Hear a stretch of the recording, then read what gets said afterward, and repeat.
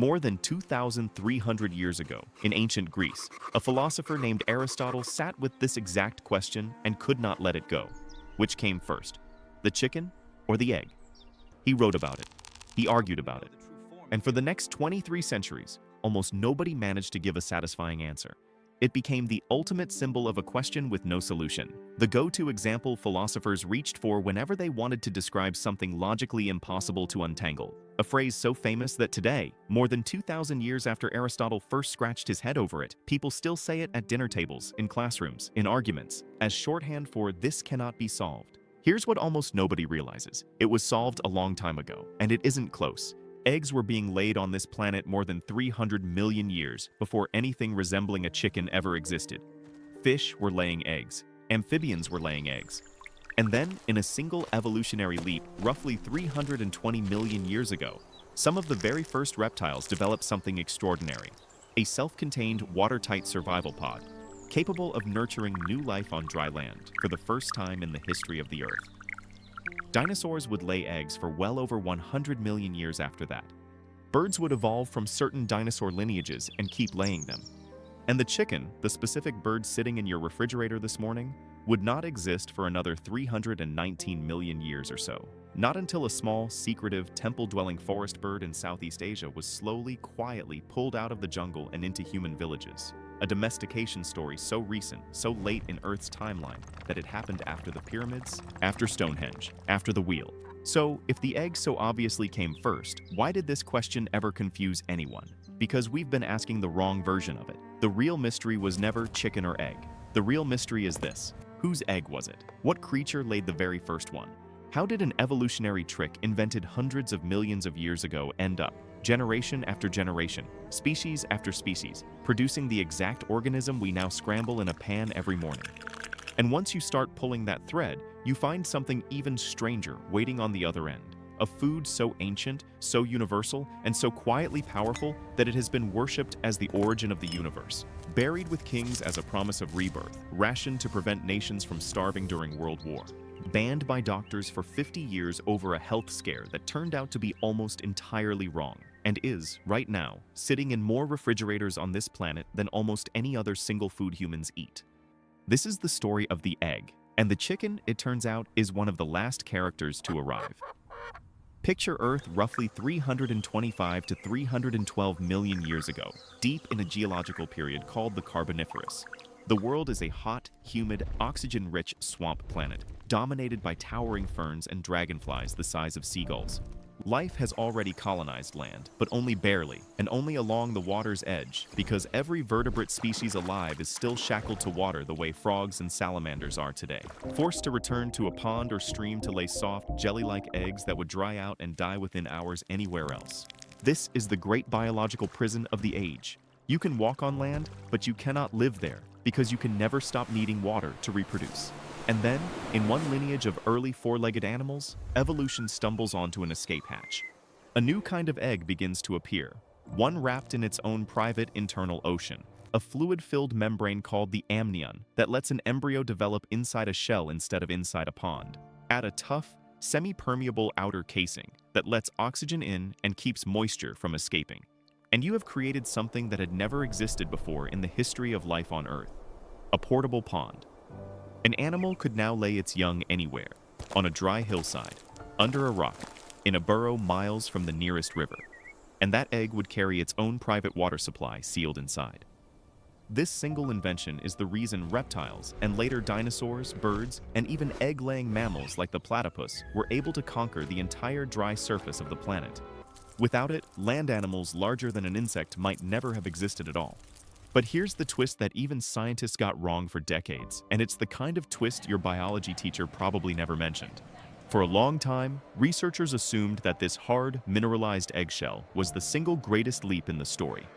The deciding factor that let the amniotes, the great animal group containing reptiles, birds, and mammals, break free from the water once and for all. Recent research analyzing dozens of fossil and living species overturned that assumption. It now looks like many of the earliest ancestors of reptiles, birds, and mammals didn't lay hard-shelled eggs at all. They most likely gave birth to live young or retained their eggs inside the body far longer than modern reptiles do, using their own bodies as the protective shell before true hard-shelled eggs evolved independently, later, in separate branches of the family tree. In other words, even among the amniotes, the egg you're picturing right now, the hard-shelled, laid-on-the-ground kind, may not have been the ancestral condition at all. It was an upgrade, invented more than once by different lineages at different times, long after the group that would eventually include Earth's very first true land animals had already broken free of the water, using an entirely different trick. Even the story of the egg's own origin turns out to be more complicated and more interesting than anyone assumed. From there, the egg becomes one of the single most successful survival inventions biology has ever produced. Picture a nesting ground in what is now South Africa, roughly 195 million years ago. Rows of egg clutches sit half-buried in ancient soil, each one laid by an early plant-eating dinosaur called Massospondylus, generation after generation returning to the same patch of ground to lay their eggs, the way sea turtles still do today on beaches half a world away. When paleontologists finally uncovered this site in 1976, they found not just eggs, but embryos fossilized inside them, tiny curled skeletons frozen in the last moment before hatching, never given the chance, among the oldest dinosaur embryos ever discovered. Dinosaurs will lay hard-shelled eggs for well over 100 million years, some no bigger than a chicken egg, some the size of a small couch cushion, nested in colonies that fossilize into some of the most extraordinary paleontological discoveries ever unearthed. Clutches of dinosaur eggs preserved in South Africa, nearly 200 million years old, among the oldest ever found.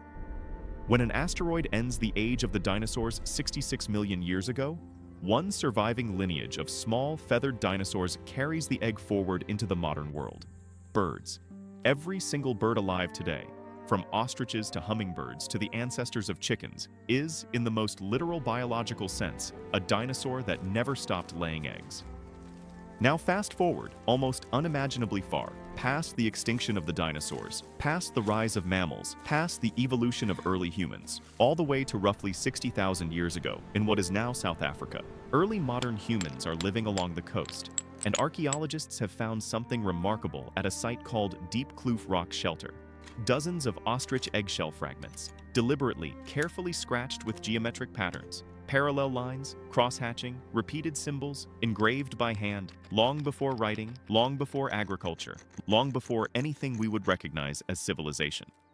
These aren't food scraps, they're art. They may be among the oldest deliberately created symbolic objects made by human hands anywhere on Earth, and our ancestors chose an eggshell as the canvas. Before humans had permanent homes, before we had crops, before we had cities, we were already picking up eggs, cracking them open for the rich, portable protein inside, and then taking the empty shells and turning them into something else entirely.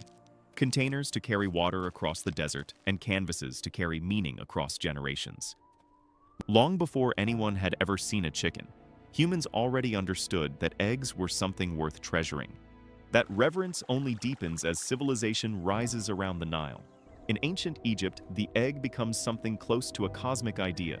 One version of the Egyptian creation myth describes the entire universe hatching from a single cosmic egg, out of which bursts a bird of light that brings existence itself into being. Ostrich eggs, prized for their size, their durability, and their beauty, become luxury objects, decorated, engraved, given as royal tribute, and buried with the dead in tombs dating back over 5,000 years, placed there as a promise. Just as a bird one day breaks free from its shell into new life, so too might the soul break free from the tomb. Picture a burial chamber in pre-dynastic Egypt, more than 5,000 years ago, sealed in darkness for the first time. Beside the wrapped body of the deceased sits a single ostrich egg, its curved white surface carefully etched with geometric patterns by a craftsman's hand, chosen deliberately from among the family's possessions and placed here instead of left behind. It is heavier than a hen's egg, larger than a fist, equal in volume to 24 ordinary eggs, an object of genuine value in this world, and, its owners believed, in the next one too.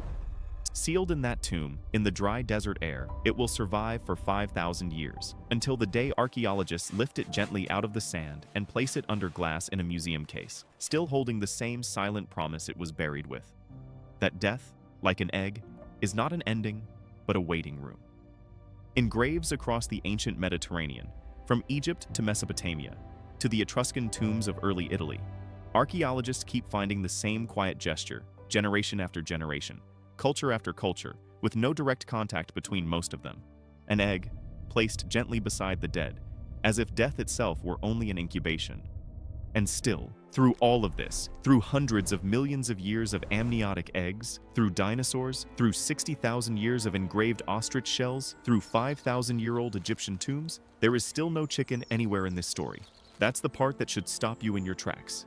Humans built pyramids before we had chickens. We invented writing before we had chickens. We were mummifying pharaohs before a single chicken had ever set foot outside the forests of Southeast Asia. So where, finally, does the chicken actually come from?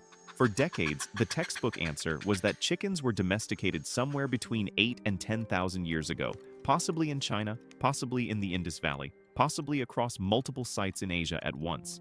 It felt tidy. It felt ancient enough to match how central chickens seem to human life today. It was also, according to a major reassessment of the archaeological evidence published in 2022, almost entirely wrong. Researchers re-examined bones from more than 600 archaeological sites worldwide and found that almost every supposedly ancient chicken bone had been misidentified. Some turned out to belong to other birds entirely. Some came from soil layers that had shifted over centuries, scrambling the dating.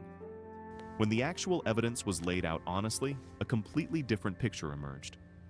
The wild ancestor of every chicken on Earth is a shy, elusive forest bird called the red jungle fowl, native to the jungles of Southeast Asia. A bird so wary of open ground that it rarely strayed far from tree cover. What finally coaxed it down from the trees wasn't human hunters, and it wasn't some deliberate breeding program. It was rice. Picture a cleared field somewhere in what is now Thailand, roughly 3,500 years ago. Smoke rises from a nearby cooking fire. A farmer stoops through rows of dry rice, and at the tree line behind him, a flash of red and gold moves in the shadows. A red junglefowl rooster, wary, alert, ready to bolt at the smallest sound, the same skittish temperament every wild bird in that forest shares. For generations, birds like this one kept their distance.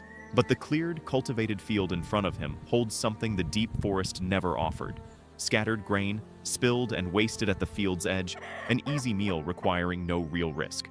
Bird by bird, season by season, the boldest jungle fowl, the ones willing to venture just a little closer to the humans and their fires, get fed, survive, and breed, while the shyest stay hungry deep in the trees.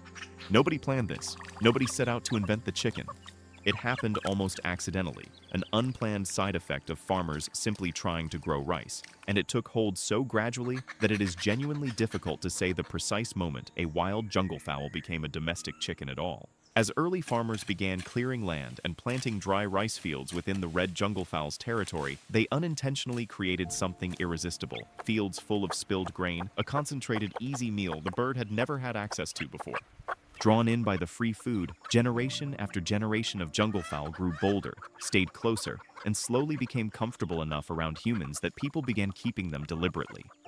This process was underway by around 1500 BC, not 8,000 years ago, not even 4,000, but roughly 3,500 years ago, meaning the chicken, the animal now more common on Earth than any other bird, arguably more numerous than any other vertebrate humans have ever kept, is actually one of the more recent animals humanity ever domesticated.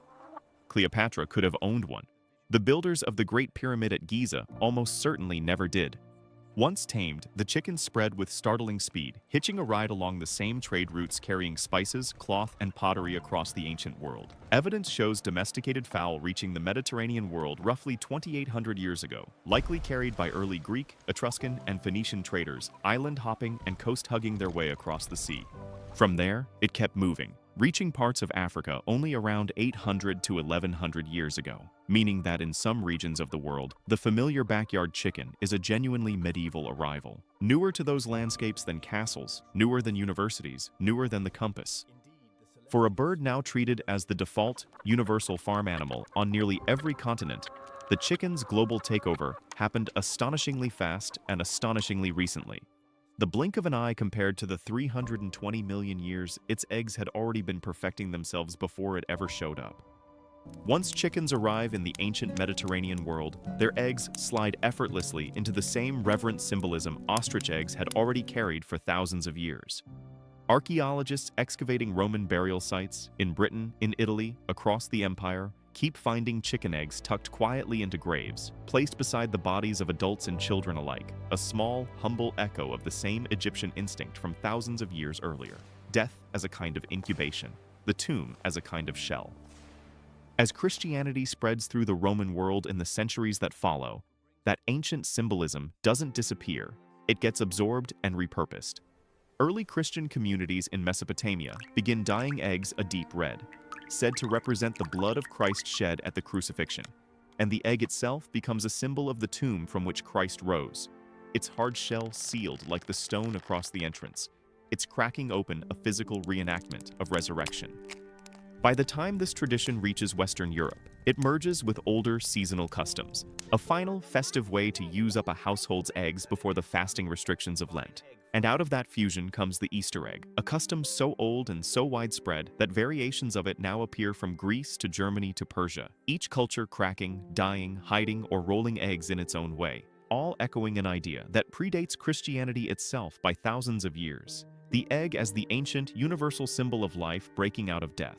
For most of human history after that, the egg simply becomes a fixture, mundane, essential, barely remarked upon, tucked into kitchens on every continent chickens ever reached. And then, in the 20th century, it briefly becomes something else entirely, a strategic wartime resource, fought over almost as fiercely as fuel or ammunition. When the Second World War broke out, Britain, an island nation that imported roughly 2/3 of its food by sea, found its supply lines under direct attack from German U-boats prowling the Atlantic. Fresh eggs, fragile and impossible to stockpile, were among the first casualties. By 1941, the British government was rationing eggs to a single one per person, per week, a number so low that families began keeping chickens in their own backyards just to have something extra, unrationed, to crack into a pan. The rescue came from an unlikely place. A London cake manufacturer had, in the 1930s, perfected a technique for spray drying whole beaten eggs into a fine powder, stripping away the moisture while leaving the nutrition behind. When the United States entered the war and its Lend-Lease program began shipping food to its allies, dried egg powder became one of its strangest, most unglamorous exports. Roughly a quarter of all eggs produced in the United States during the war years were dehydrated and shipped overseas to Britain, China, and the Soviet Union, each tin equivalent to a dozen fresh eggs, requiring no refrigeration and stable enough to last for years in a military warehouse. British households received 1 tin every 2 months, alongside recipes broadcast on the radio teaching housewives how to reconstitute the strange yellow powder into something resembling scrambled eggs. Nobody loved the taste. Wartime letters and diaries are full of grumbling about its rubbery texture and its odd, slightly metallic flavor. But it worked. It kept a besieged island fed through some of the darkest years of the 20th century.